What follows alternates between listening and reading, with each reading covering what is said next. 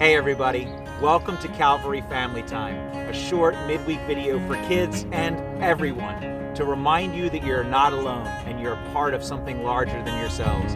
We're glad that you are a part of our family. Hey kids, it's Pastor Tom, and I'm doing the children's message this week, but I'm doing it, well, in a way that I wasn't originally planning on doing it. That's because I'm at home. I'm not at church working at the church like I normally would be during the week. And that's because, and your parents might have told you, but I am on quarantine because of COVID. Now, thankfully, I haven't been really sick, and I'm really grateful for that, but it still stinks in other ways. I had plans, and our family had plans to be able to do things that we're not doing.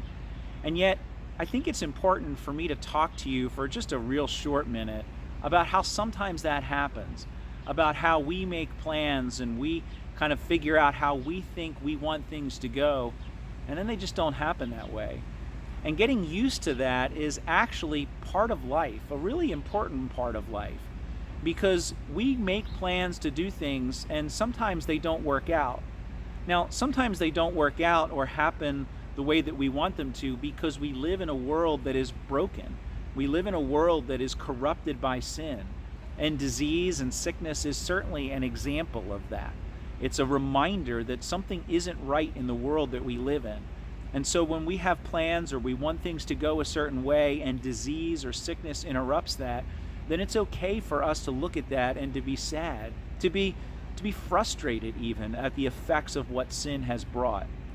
And yet, on the other hand, it's also really important for you to remember that even in the midst of our plans having to change, God's plan never does. Now, that's hard for us to understand. And it's not just hard for kids to understand. It's hard for me. It's hard for adults to understand how that all works. But the Bible clearly teaches that even though we live in a world that is broken by sin, that doesn't work the way that it's supposed to work, that doesn't work according to God's design, even though we live in a world where people choose to disobey God, God is still in control of all things and working out His perfect plan. Now, like I said, this is hard for us to understand, but God is so in control of everything that He can take the bad things and work them for good. Probably the best example to keep in mind of this, and if you remember no other example or no other teaching from the Bible, if you remember this, then you'll always be reminded that even in what appears to be really bad, God can turn good out of it. Now, that example is when Jesus went to the cross and died. When Jesus went to the cross, everyone thought that this was absolutely terrible.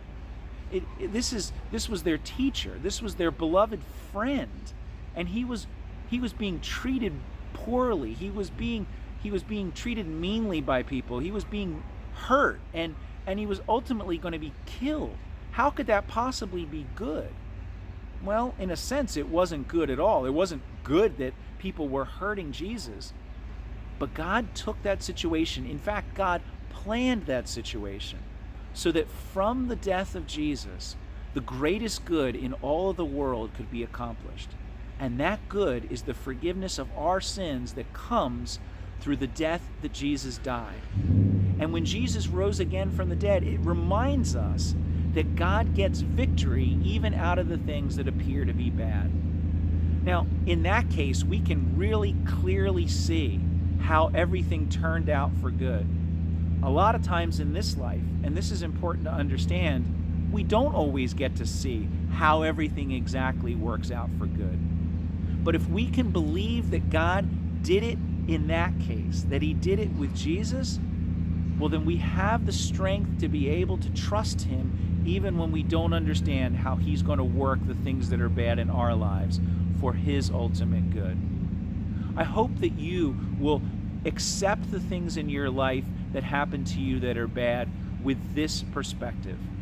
First, remember that it's okay to say, this stinks.